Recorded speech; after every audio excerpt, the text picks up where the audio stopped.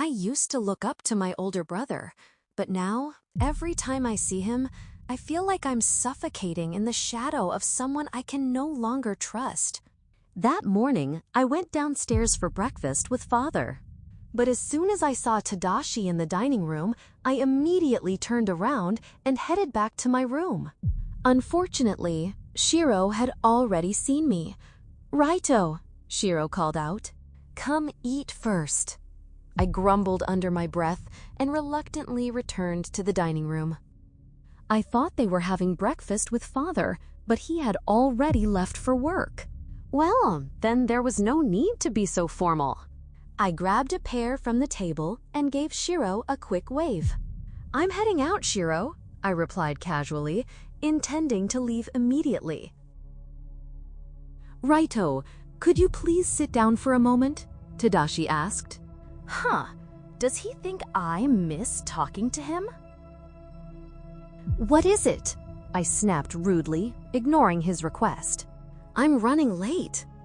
I'd only taken 3 steps when something whizzed past me. I caught it reflexively, and then my eyes widened. It was one of Shiro's throwing knives, the blade gleaming. Shiro looked at me with a cold stare. She never made idle threats. "Sit," Shiro commanded. I had no choice but to sit in front of her. Shiro prepared the tea with meticulous movements, then poured it for Tadashi and me. I glared at Tadashi, who was staring down at his tea. He wore simple farmer's attire, an earth-toned kimono and hakama. I didn't see his jacket or katana, but his kusarigama lay beside his right foot, the chain secured to his obi sash. I snorted in annoyance. He was the one going on a mission, so why drag me into this tedious tea ceremony? Tadashi and Shiro took respectful sips of their tea and placed their cups down. Our clan has a strong tradition, a tea ceremony before battle. It's a farewell ritual, a time for apologies from the departing and prayers for their safe return from those who remain. I folded my arms across my chest and didn't touch my cup at all. Tadashi put down his cup and bowed respectfully. "Thank you for the hospitality," he said. I was about to tell him to skip the formalities, but a sharp look from Shiro stopped me. "There's something I want to tell you, Shiro, Rito," Tadashi said, looking at us. "Currently, a spy has infiltrated our clan. The elders don't know who they are or what their agenda is. What's clear is that the Mitsurugi clan is targeting our family. They want revenge because I captured a member of their leader's family." I groaned.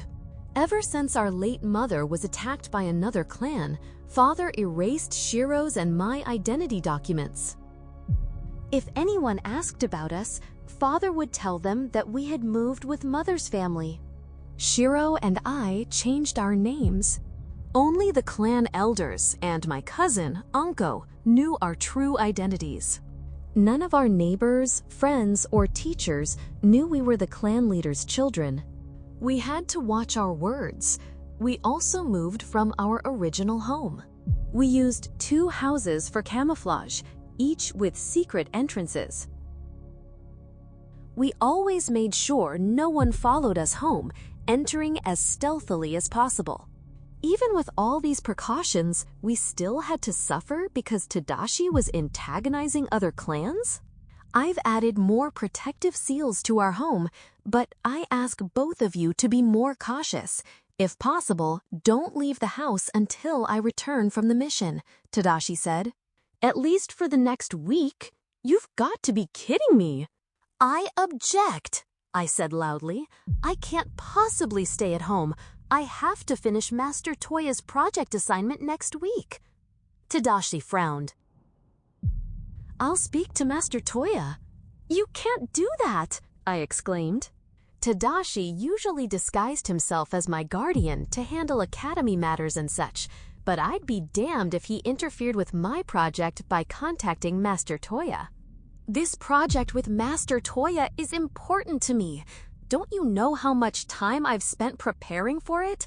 You're never home, and you're not father. You have no right to tell me what to do." "Righto," Shiro scolded me. I fell silent. Tadashi didn't say anything. Shiro then turned to Tadashi. "Then you can't go out either," Shiro declared. "You're being targeted too." Tadashi shook his head. "I was the one who helped father set up the complex's security. Those intruders shouldn't be able to breach the clan compound gates, but somehow they did. The elders are holding me accountable. Blah, blah, blah, whatever," I said angrily, getting up from my seat. "I don't care if you're on a mission or not. I'm leaving." I slammed the door and kicked a loose pebble down the road. Damn it, he ruined my mood. After a few days, on a sunny Saturday morning, Saki and I were riding horses. We were both apprentices under Master Toya, the kingdom's top war doctor. This time, we were tasked with preparing some potions. We were to search for rare medicinal herbs in the Black Forest, in the mountains between the Tsuki and Iki kingdoms. We arrived at a meadow on the western edge of the forest, a good place to tie our horses. Someone else was already there. "Hey, Saki," a young man with curly hair and a tall, slender build called out. "Hey, Oda," Saki greeted him. "Are you here for Master Toya's project too?" "Where else am I supposed to find the potion ingredients? Seriously, my group assignment is ridiculously difficult." "Oh right, let me introduce my partner, Yukito," Saki said. "Yukito, this is Oda, a senior apprentice. He once read a love letter aloud in front of my house." "Oh my god, how many times do I have to tell you it was because I lost a bet?" Oda protested, his face turning red. I laughed. "How did you survive Saki's older brothers?" Saki has 3 fierce older brothers. "They once interrogated me for 2 hours after I walked her home." "I nearly died, you know." Saki's eldest brother, Jiro, kept an eye on me and followed me everywhere for a month. I grinned and extended my hand, giving the name I used now. "Yukito Masamune, nice to meet you." "Oda Ishikawa, pleased to meet you too. Just call me Oda." We talked as we walked into the forest. Oda was 20 years old, 4 years older than Saki.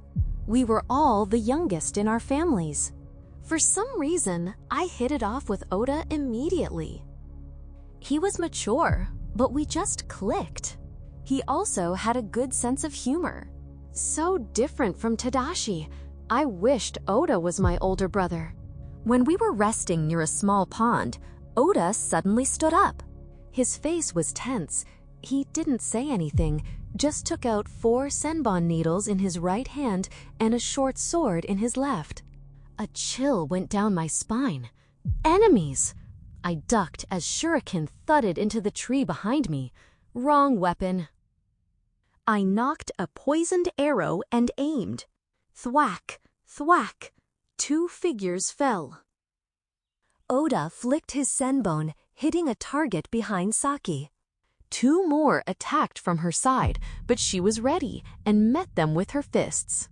I loosed arrow after arrow, then frowned. Something was wrong. I was certain my poisoned arrows had found their marks, but why did they keep moving? "Yukito!" "Oda," Saki gasped, her voice strained. "They're not human!" At that moment, an enemy appeared before me, swinging an axe. I rolled to avoid the blow, using the momentum to slip past him and slam his head into a nearby rock. A foul stench filled the air. The man groaned. Even with his head caved in, he still got up. "What the hell? Are they zombies?" They were too close now. "Void strike!" I charged, slamming my palm into his back with bone-crushing force. He fell, thrashing and still trying to rise. I pinned his hand down with my foot and snatched his axe. Oda muttered, "Agni," beside me, invoking his clan's fire technique. His short sword burst into flame. He plunged the flaming sword into the enemy's heart. The creature groaned and ignited, but still lurched forward. I swung the axe, severing its head. Finally, it collapsed. We exchanged a quick glance. A horde of undead burst from the bushes. "Saki, behead them!" Oda shouted, intercepting the newly arrived enemies. I joined the attack with the axe, helping Saki. But the enemies were endless, as if constantly being summoned from the grave. I heard movement in the trees above, but I was too busy fighting off the corpses. One of them grabbed Saki's leg. She fell, surrounded by the undead. "Saki!" Suddenly, the figure in the trees invoked a Masamune clan technique. Sword of Light! A wave of blinding light struck the corpses from above. The undead disintegrated into ash. Startled, I looked up. Who's there? The dense foliage obscured my view. In the corner of my eye, I caught a flash of light from the bushes behind Saki. Another enemy! He drew his sword, crackling with white static. "Saki!" Clang! Before I could warn her, a scorching chain sickle shot out from the person in the trees, wrapping around the enemy's sword. The solar blade! But the enemy jerked his sword forcefully, unleashing a massive electric blast that struck the chain wielder directly. The figure above cried out. He issued a command as he fell. "Rito, kill him!" That voice? Tadashi? I took over the fight, loosing 3 arrows at the enemy from different angles. Thwack! Thwack! Thwack! The enemy screamed and collapsed just as Tadashi crashed down, a foot away from me. "Saki, Yukito, are you all right?" Oda shouted. "Oda," I said sharply, "check the enemy." I knelt and helped Saki up. "Tch," Saki spat, sitting up. "Damn, those things were disgusting." Oda dragged the body from the bushes. "He's dead." He tossed it towards the pond. "Anyone recognize him?" 3 arrows protruded from the enemy's chest. His face was bruised and blue from the poison. His hair and eyes were a dull gray white. "Mitsurugi clan," Saki hissed.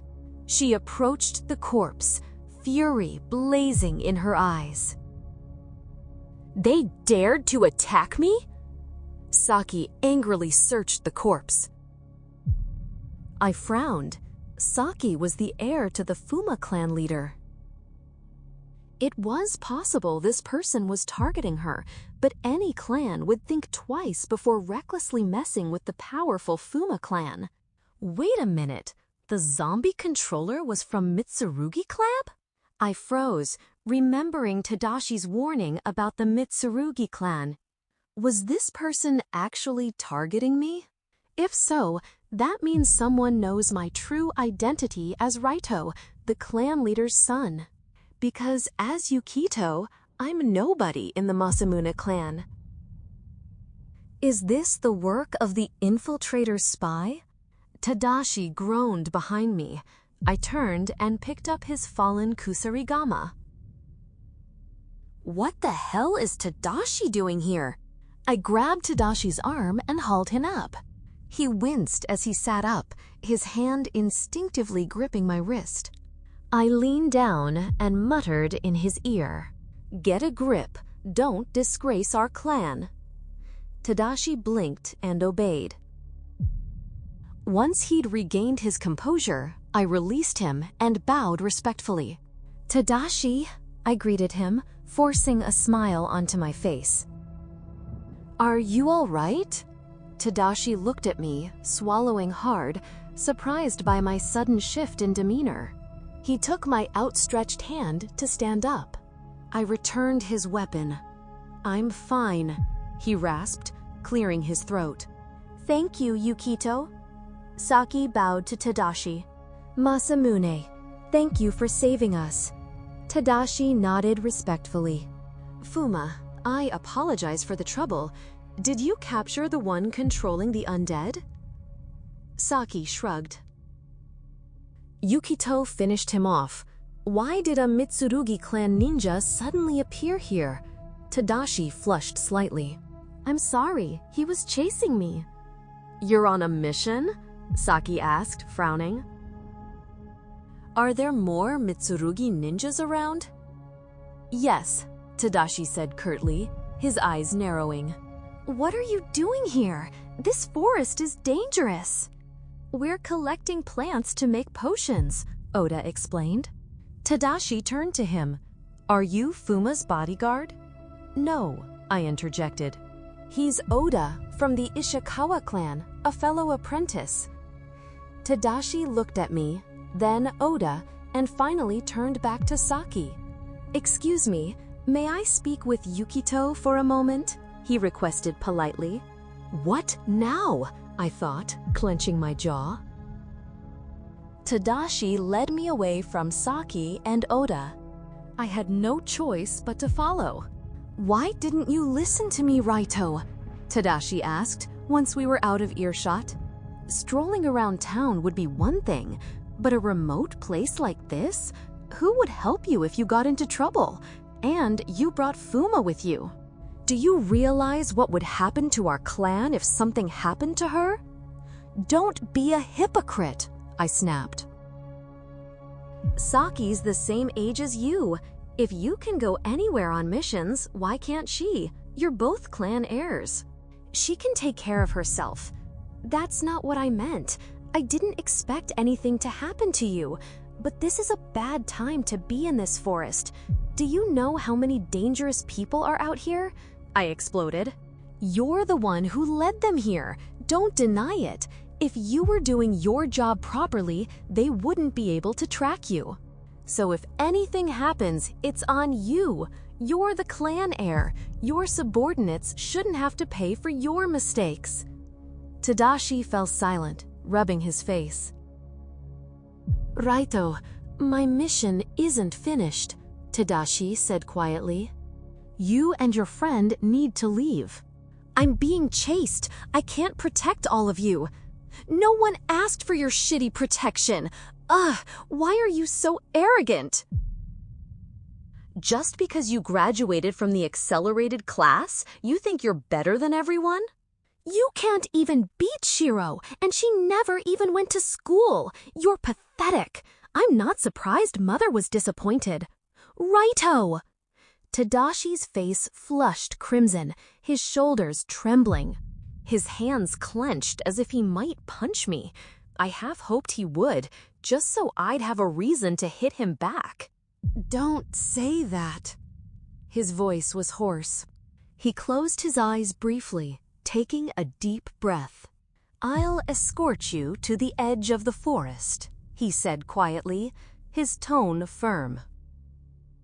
Then I'll create a diversion so you don't get caught in the crossfire. Please escort Fuma back to the city. Do you understand, Rito? I don't care about your stupid mission. I'll take Saki wherever she wants to go. And don't call me Rito, I hissed.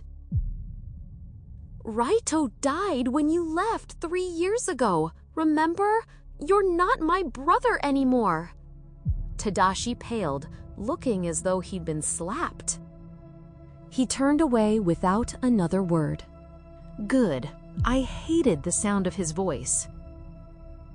Suddenly, Saki's distant scream cut through the air. I spun around, ready to run towards her, but several smoke bombs exploded around me. Bang! I stumbled back, colliding with Tadashi. The ground rumbled beneath us. An earthquake? What's... The ground surged and cracked violently. The next thing I knew, it collapsed beneath us, and we plunged into the darkness.